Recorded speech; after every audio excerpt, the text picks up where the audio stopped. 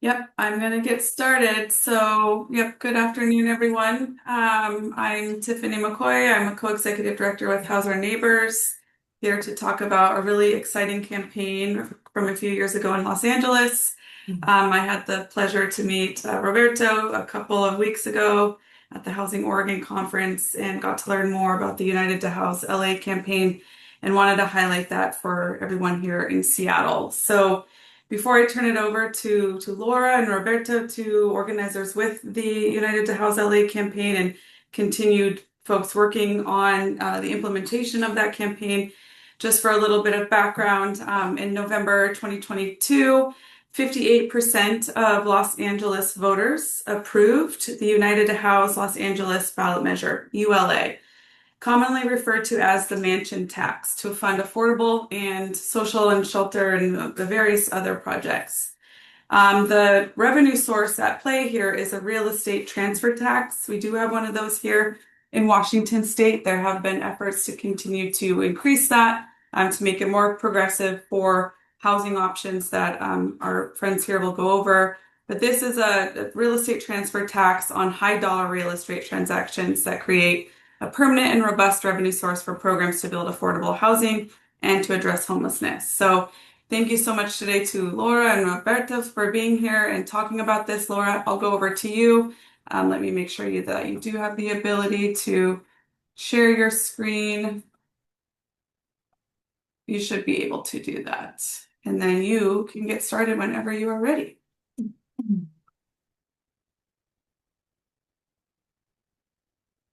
And for everyone in the audience, we will have time at the end for questions. Feel free to pop those in the chat now, or just know at the end that there will be time. So hold your questions to the end, whatever you prefer.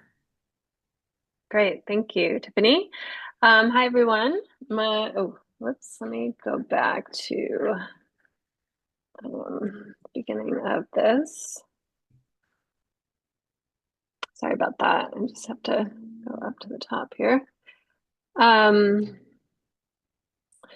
My name is Laura Raymond, and I worked with the United to House LA Coalition throughout 2021 and 2022, both to draft Measure ULA, and then I co-chaired the campaign and directed all aspects of the campaign.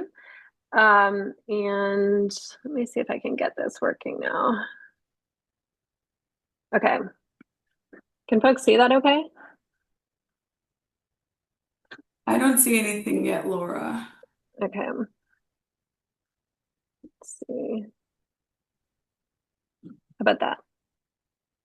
Yeah? Okay. Sorry about that. Okay, so I have some slides on how we passed Measure ULA in Los Angeles. I'm going to go through each phase of the campaign. So we dubbed it the mansion tax, which was part of our If you messaging. hit the slideshow button, if you're able to do that. So we can see just a snapshot of the slides.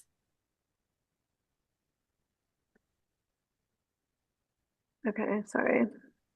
Oh, It is on slideshow for me. I'm not sure why it's, sorry about that. Okay, let me try again.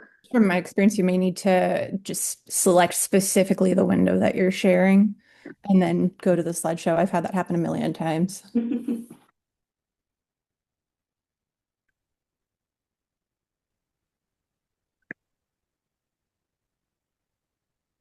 you see the slideshow? It's still showing in the Google Slides format, not in the presentation mode. So weird. I don't know. It's for me it's showing slideshow.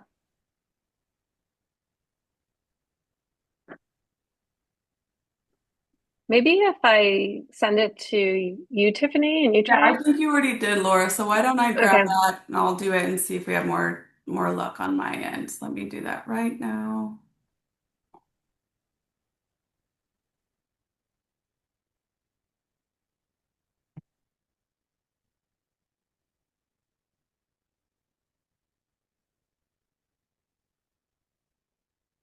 How's that for everyone?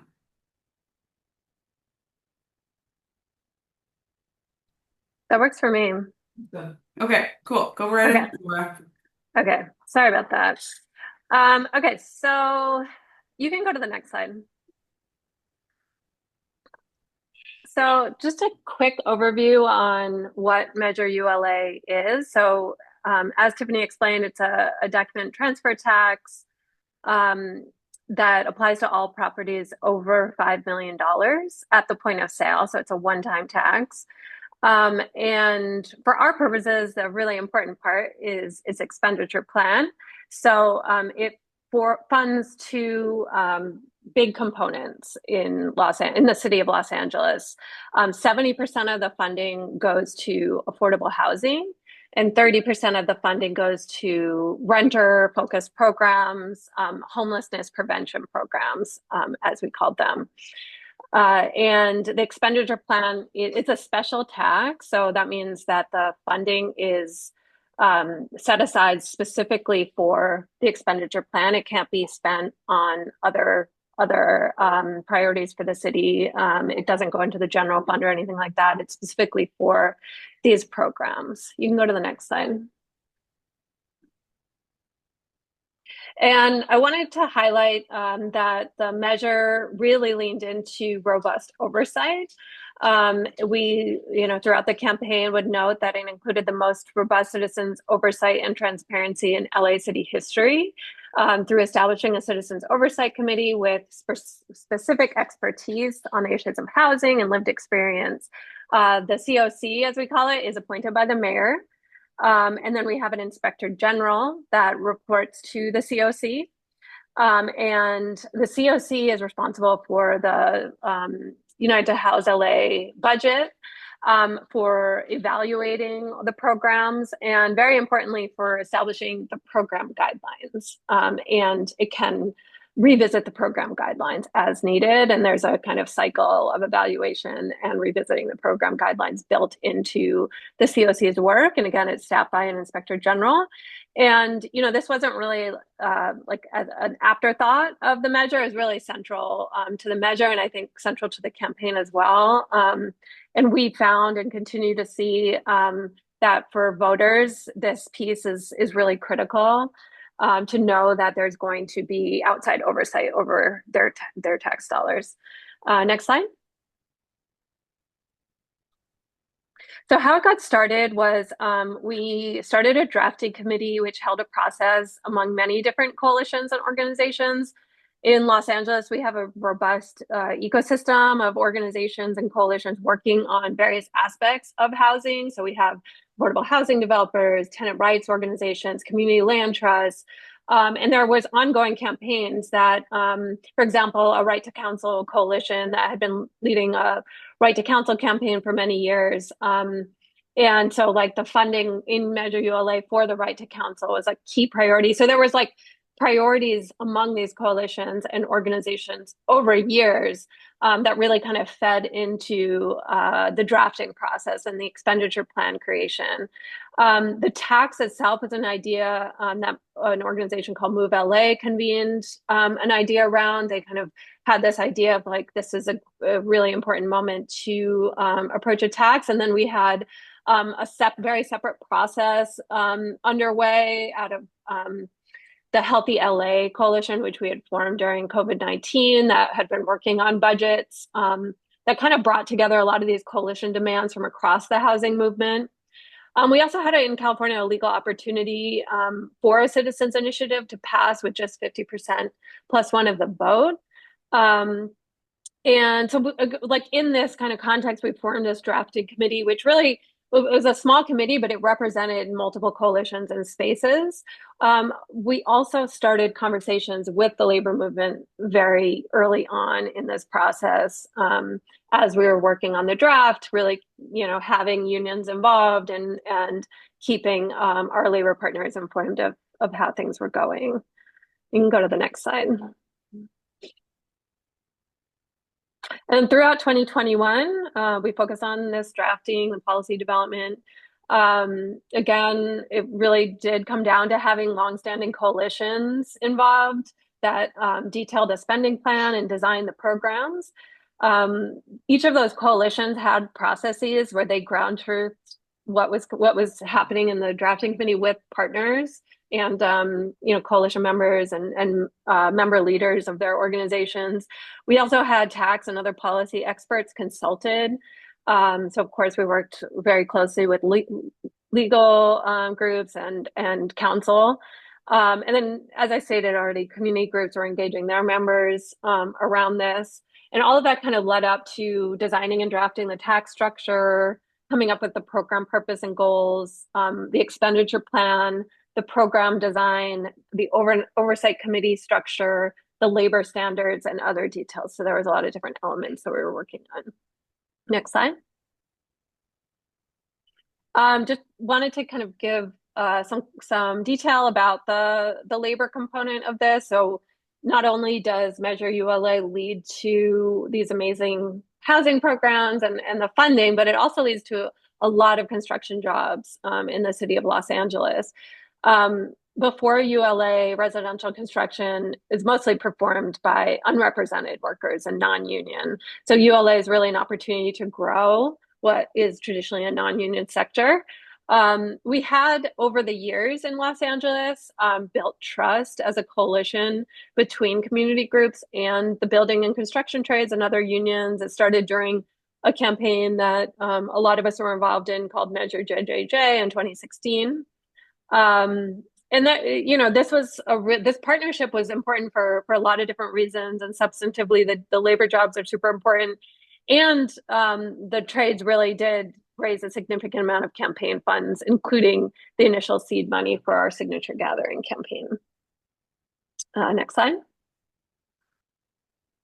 And just more details about the project labor agreement. So Measure ULA requires construction subject to the LA City Public Works project labor agreement. It was a deal brokered by the trades and SCAMP, which is our consortium of affordable housing developers here in Southern California. It applies to all Measure ULA funded new construction projects.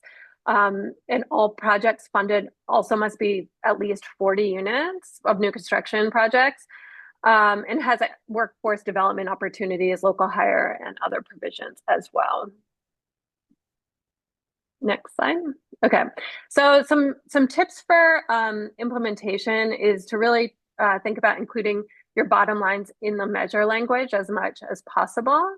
I already noted this, but again, to really prioritize oversight and community role of implementation in the measure language. I think this has been really critical for us here in LA as we've moved into the implementation phase to have that built into the measure. It's guaranteed the community continues to be involved in shaping ULA and all the programs. And then also a lot of us were working on implementation during the campaign, getting ready for implementation so that as soon as we passed ULA, we were ready to go. And we had to start really the month after we passed ULA in drafting the program guidelines. This is, obviously a big topic, but, you might consider permanent measure language to aid in long-term commitment to implementation. Measure ULA doesn't sense it as the permanent measure. And what we've seen is this has really helped with implementation and having like that really long-term commitment by our local government in setting up the infrastructure needed to make this like a very robust set of programs and having things like the oversight structure really baked into the city's DNA now. And then, of course, this should probably go without saying, but in considering protecting the measure from legal threat, you'll really want to work very closely with legal partners during the drafting to make sure that should your measure get sued, like Measure ULA has been, you have that kind of legal analysis and in those relationships with legal partners from the beginning. Next up.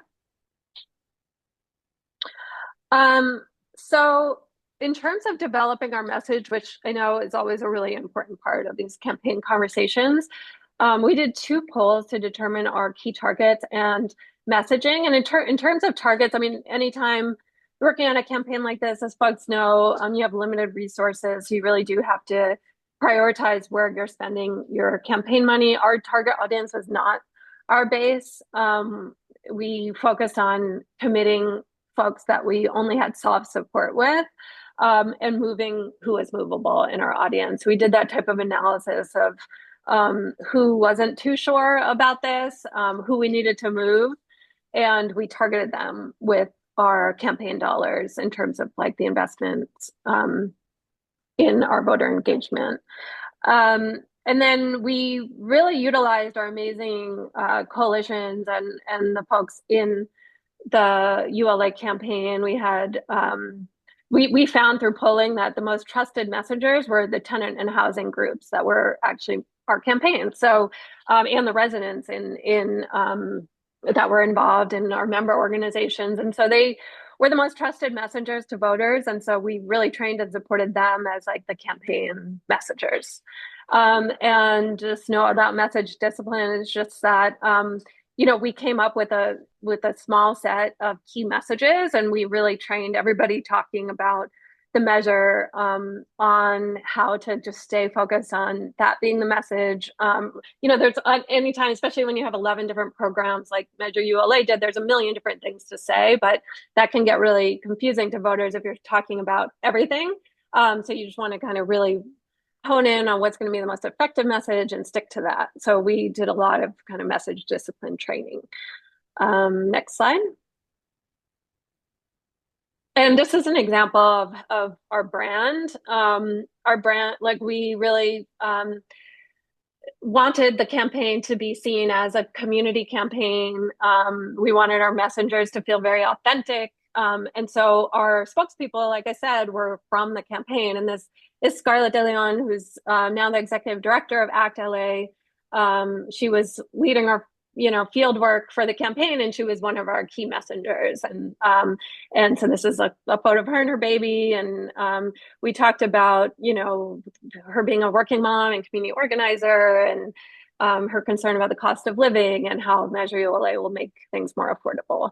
And so the feel of all our mail, this was one of our mailers. We did, I forget how many in total, but we probably did about 10 mailers, and all of our mailers, I think they were one of my favorite parts of the campaign. They felt very authentic and different than your typical political mailer, and just very grounded in the community and the coalition. Next slide. So I broke this into kind of the two phases. The first phase was qualification, so raising the necessary signatures to get this onto the ballot. So what this looked like was we really needed to raise the financial resources to collect the necessary signatures. The vast majority of our signatures were collected through a paid signature gathering firm, but we also had a volunteer program, which was very important just because it raised a certain amount of signatures without us needing to pay for them, which you know, that's extremely important when you're running a tight budget. But also it got people excited about the campaign, and it was a way for organizations that were part of the coalition to engage their members, to talk to talk to the public about this early on in the campaign. So the volunteer program was a really important aspect of our qualification phase. We also used this time to collect endorsements and keep building the coalition and start raising that public awareness, and of course, starting to talk to the media. We did a big launch event where we kind of announced this to the media. We also did a big media event when we delivered the signatures to the clerk, and just tried to like use every opportunity we could to start getting this into the public awareness. Next slide. This is a photo of one of our signature gathering volunteer days. So this is a lot of the coalition members coming out and spending a Saturday together knocking on doors. Next slide.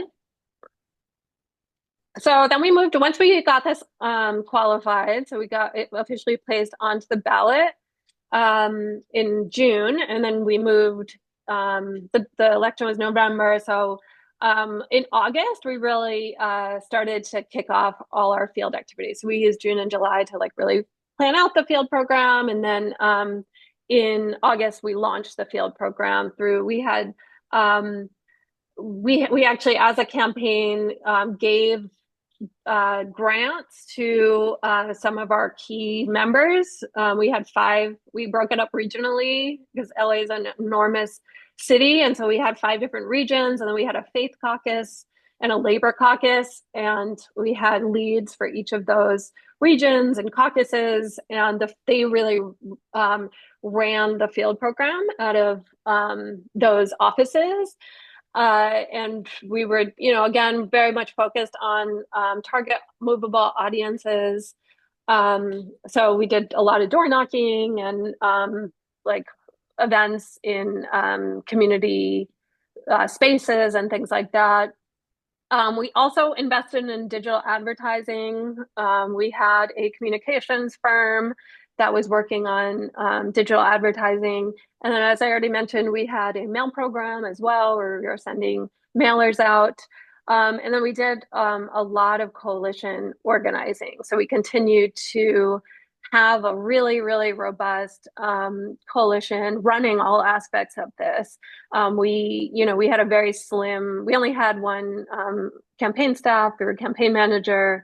And so the campaign was really led by the organizations that were invested in this. And all these different committees were the committees that we had. Next slide.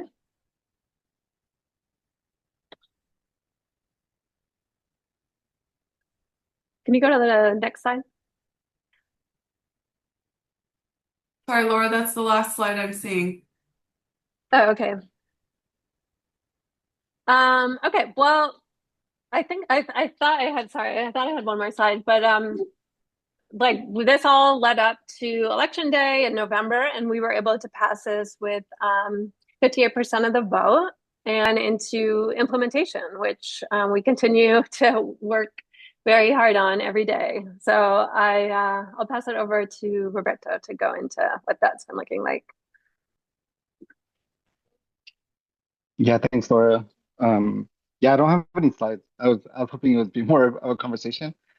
But I think what Laura just broke down is really, it always reminds me of how impressive this campaign has been. And I myself was I was part of the volunteer campaign and on the east side of LA.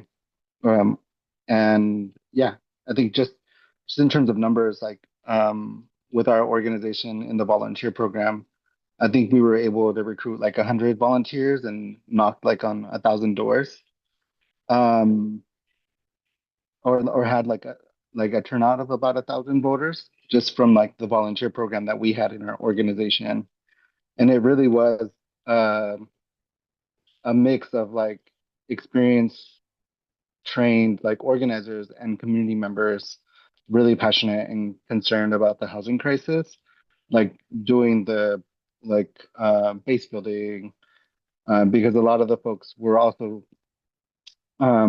specifically like the volunteers that we were able to turn out are folks that are now really committed to the implementation and are involved in the implementation as well. And a good example is like our member Eva, who was like excellent at door knocking, and now she's like in the organizing campaign to ensure that there's like community support around defending ULA.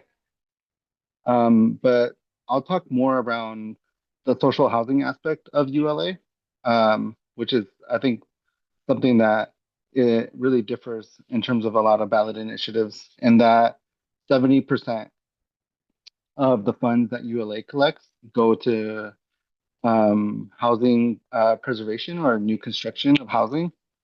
And a portion of those funds go to a specific fund that funds what we call alternative housing models. And alternative housing models has two forms of housing. One is acquisition and rehab. There's a fund for CLTs and tenants and community-based organizations to be able to acquire buildings that are currently naturally occurring affordable housing. The other program is the new construction alternative housing model, and that is a specific fund that allows developers and community land trusts, specifically partnerships between developers and community land trusts, to be able to construct new affordable housing that is permanently affordable and that has required resident engagement and resident control over the building. And then I think the third program there is that 1% of that 70% of the funding goes towards capacity building and training to be able to develop these models in our region because it's something that's been heavily disinvested for many years. And then the other to ensure that the buildings remain as you know uh, social housing, and meaning that there's like permanent affordability and that there's resident control or tenant ownership in the buildings. And so to be able to do this, we've had to even be as we were getting the vote out, we were already kind of developing and thinking of a concept organization for or institution for the city of LA and we called it the LA Housing Training Hub. In one of our many retreats, so part of this work was also that we've also had kind of this like other space for organizations to really think through the decommodification of housing in LA outside of our campaign. And so prior to the campaign really being launched and started, many of the organizations that Laura named, and many that were on there as well, were already meeting and thinking about how do we decommodify housing? How do we build more and a market for social housing in the city of LA and in the region.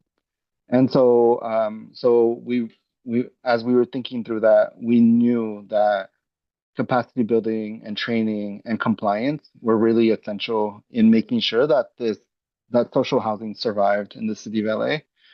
Because in the history of LA, there has been investment in limited adequacy housing co-ops and mutual housing associations, and many of them were able to find loopholes to be put back into the market. And so actually LA in the last 40 years has lost a lot of that housing stock due to loopholes in the way folks were able to put the housing back into the market. And so we wanted to make sure that folks stayed encouraged and really motivated and legally not being able to put any social housing back into the market. And so at the LA Housing Training Hub, we've been developing this institution that is going to roll out, training and tools for governance, budgeting, and operations of resident councils, limited equity housing co-ops, and it's also researching other models that are that could be used with UL, and can be paired up with ULA funding. We're also going to be having technical assistance around pre-development, legal compliance, and then just any other setup for legal documents or incorporation of resident councils or limited equity housing co-ops. And then we're also going to be able to provide leadership development for residents in these buildings long term. So if folks have a change of board members for their co-op or for their resident council, they're going to be able to come to the hub and get that support so that there is that capacity within their building. And then overall, we're building up a legal team, not just internally, but within the ecosystem to be able to support around compliance and monitoring, specifically around having systems that support multi-buildings across the city to be able to stay within any legal compliance that's needed for the resident councils or co-ops that are built out. And so the organization at the moment serves more as a coalition of organizations that provide these different services. And at the moment, we have the Liberty Hill Foundation is kind of the main contractor for the LA Housing Department in terms of getting the funds out. Fideicomiso Comunitario Tierra Libre, the organization that I work, is going to be staffing the staff for the hub, and then ACT LA, Beverly, Vermont, the California Center for Cooperative Development, Public Council, SCAMP, and You Have New York have all been recruited to do a lot of the implementation of programming at the moment, including outreach and engagement to the community. Um, and so we are like weeks from launching, and a lot of the setup for the hub has been like over the past 2 years. As the ballot passed and was voted in, we have been working really hard to make sure that this institution is set up to be able to support all the new developments that are going to be in the pipeline with ULA funds.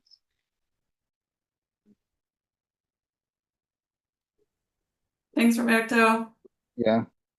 I'm just going to turn it over to folks if they have any questions, but I just wanted to highlight something like a parallel just between what you have all done in Seattle. I think you all did an outstanding job with like really baking in implementation and oversight, because I'm sure just in both of your careers in activism and organizing, you've noticed that like winning a campaign is only one part. It's a huge part. It takes a ton of work, but implementation is actually its own beast. And oftentimes, if local governments aren't bought in, they can do all sorts of devious things or secretive things to make sure that campaigns that are won by the people aren't implemented. So the fact that you baked that in, that you're doing all of this like professional development, for lack of a better word, and like community buy-in and build up, and you've been doing that over the years, is really, really beautiful. So Roberto, I know just from talking to you when we were at the Housing Oregon conference, like I would love to hear more a bit here about that implementation and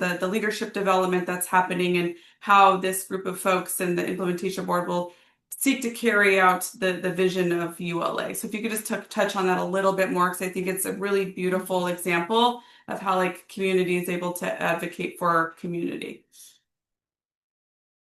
Yeah, I mean, I think one of the things, at least like I'll talk about it through like maybe a grassroots like perspective, and that I think and I mentioned this earlier, the LA Housing Movement Lab is a space that was founded in 2018 for organizations to think about like very long-term vision and strategy around how we decommodify a huge sector of housing in the city of LA.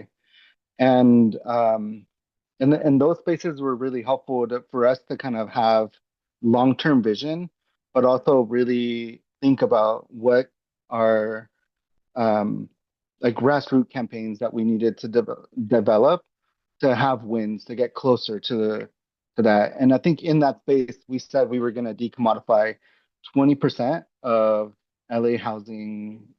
Um, and so that in a lot of ways, like set up a lot of infrastructure within organizations to be like, how do we hold this vision long term?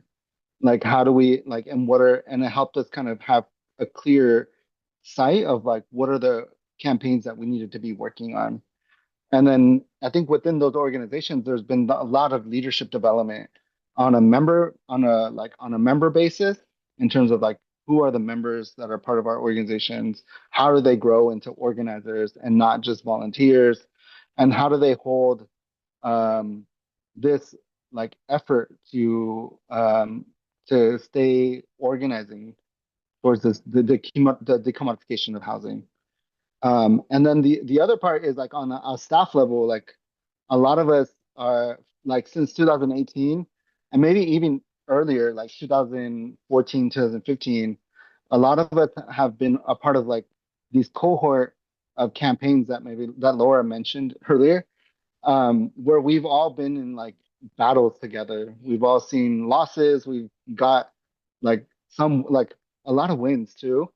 And it's really kind of sharpened at least like this cohort of organizers in LA to be able to, reach the point where we were able to pass something um, like Measure ULA,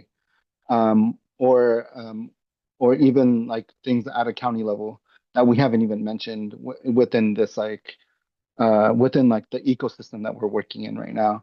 but it has yeah, it like for instance, like the LA CLT coalition was formed in 2019. Um, and that specific coalition also did a lot of like before ULA, we did a lot of experimentation on what it would be like to use public funds to acquire and rehab buildings that are naturally occurring affordable housing. And so that specific pilot program really influenced how we built out alternative housing models, and also kind of gave us a lot of insight around what kind of capacity building is needed beyond what already exists. And so it wasn't enough to just have 5 community land trusts in our city. We knew that there like needed to be more because even our community land trusts in LA are emerging organizations that don't have a lot of time or capacity to be able to build out what's needed to build social housing at the scale that we wanted to. So those are kind of some insights around what it's been like to be in this like ecosystem, to live in this city where there is a group of a group of organizers and organizations like working towards not just implementing ULA, but like implementing this like big vision of decommodifying housing long term. What else would you add, Laura? No, I think that was perfect. I mean, I think a couple other aspects of like the ULA capacity building is, obviously there's the LA Housing Training Hub, which Roberta talked about, which is like our, funded by ULA institution for developing capacity of residents to govern their own buildings, as well as capacity for affordable housing developers, CLTs, property managers, and others to build, accompany the residents on like building and running these buildings. So there's kind of that very formal, and we built that into ULA, the capacity building funding and the capacity building program. But then there's also kind of all the other work that kind of Roberta's talking to, which is like ongoing organizing on many, many different levels. And the fact that we had so many different programs and coalitions and campaigns and organizations involved means like it looks different about depending on which program you're talking about. There's the right to counsel, which has like a whole campaign around it. There's like the tenant anti-harassment program now that is being funded through ULA that had a whole campaign, the tenant anti-harassment campaign. And so those organizations are doing their own kind of organizing and capacity building. So it looks different depending on the program, I would say, but there's also kind of this element of the oversight and building kind of the community's capacity to do this oversight. And so we have the ULA Citizens Oversight Committee, which has 15 members, and many of them are part of different organizations or, are long-term community advocates or activists that sit on the COC. And then there's also just a lot of engagement from the community organizations with the COC. Those are open meetings. They have been taking place every month. And they're an opportunity for additional engagement and capacity building and having a very formal, regular way for the public to engage on the program implementation. And it has been, I was actually a commissioner on that for 2 years. I had to step off, but it is like a very it's a powerful space. It's like a very like authentically a way for the community has like had a huge impact on the program guidelines through their engagement with the COC space. So it's been very exciting to see that develop and kind of see that underway. There's a question. Yeah, Oh, go ahead, I was, Roberta. I was gonna say like the current chair of the COC is Zarita, who is like this like badass like tenant union organizer who formed a community land trust in South LA. And so like it yeah, and I remember when the first meetings of the COC were really about determining what what the permanent guidelines were going to be, and just I remember how important it was to ensure that there was people within the COC that were gonna like hold. And I think Laura was like one of those big kind of people within the COC, but it really did take a lot of folks in supporting Laura and other folks within the COC to really push the permanent guidelines that we wanted, and the programs that we did want, and not divert into using the ULA funds to address um, what like politicians do all the time is like divert the funds to other things that we don't even identify as like the solutions to how to get out of the housing crisis. And so I think like that what Laura just said was like really important in terms of the CFC being established as a space for the community and not for elected officials to just do whatever they want with the funding that was won. Totally. We talked about how just the differences where you can permanently protect your funding source in your area, but like in Seattle, we only have a 2-year protection before like our executive and our legislative branches can go in and start meddling with the voter mandate. So just highlighting for folks listening the sheer difference in authority in voter mandates. Going to the chat though, Casey put in, and Casey, I'm sorry, I've been trying to decipher what LLs are, but Sorry, landlords. It's habit. all good. So yes, in Seattle, some of the nonprofit landlords are pushing to roll back tenant protection so that it's easier for them to evict people. It's left a bad taste in the mouth of many. How were you able to bring together nonprofit landlords and tenant advocates since they sometimes have opposing interests? Yeah, I mean, I think LA just has a new emerging, or like it's been developing a strong tenant movement. And I think the rent control campaigns of to like we passed rent control at the unincorporated areas of LA in 2018. There's been a history of revoking this law in the state of California called Costa-Hawkins, that doesn't allow us to update our current rent control camp ordinances on a local level. And then we also have a law called Ellis Act that allows landlords to evict tenants as long as they take the housing off the market. And then we've had a renters movement that's been kind of getting developed for the last 10, 12 years. Um, and so I think a lot of those things have really put developers, affordable housing developers in their place, including one that I worked at. Like, I remember working at an affordable housing developer before I worked at the Land Trust, um, and being protested for the work that we were doing and having to really listen to the community. And so there's like there are moments where I think community residents have to remind affordable housing developers that they work for the community, not for their, financial interests.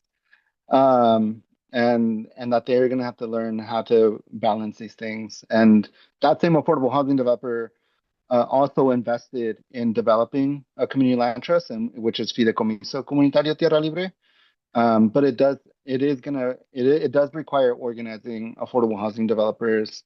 It is having them work on initiatives, like the ones that were mentioned earlier around tenant protections. And I think affordable housing developers need to be organized into participating directly and resourcing campaigns and building out volunteer programs within their organizations to get ballot initiatives passed, and to be directly involved in campaigns that the community is identifying. And so I think LA just has a history of that, um, and that there's at least like 5 or 6 affordable housing developers in our city that will throw down, that will invest, that will put in capacity. And those organizations are really contagious and they are able to convince other affordable housing developers to do the same. And so I think it's possible for our cities to have organized affordable housing developers. that will push on other affordable housing developers. And I think our association, our Southern California Association of Affordable Housing Developers, has also been very progressive and very supportive of supporting tenant protections and ULA specifically. Would you add anything else, Laura?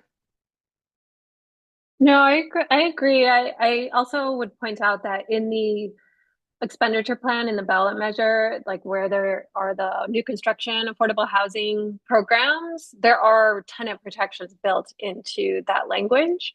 So I would check that out. Like it was a way of, just making sure that with new construction, we are not displacing, existing tenants and, all these things that over the years, through all these campaigns, it's like we've been learning and having these conversations among affordable housing developers and tenant groups, and just like really baking all that into the measure. And I agree with Roberto, like we are lucky here in Southern California to have the association like SCAMP, which has over the years like really been on board with this stuff and is part of our coalitions, and their members who are the affordable housing developers have, I think really come a long way in that aspect.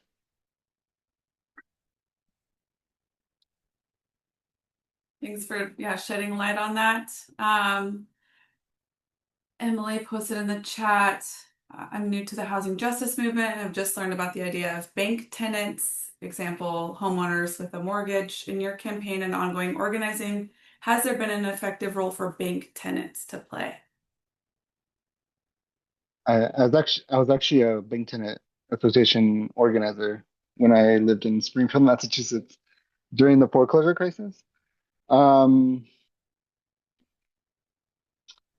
yeah, I mean, I think if it works for your region, it could be a really powerful group of people. I think especially in times of foreclosure, that's when like homeowners could be really persuade to remember that they're working class people and that they should be on the side of tenants and the side of tenant protections and housing protections beyond just the right to own a home, right?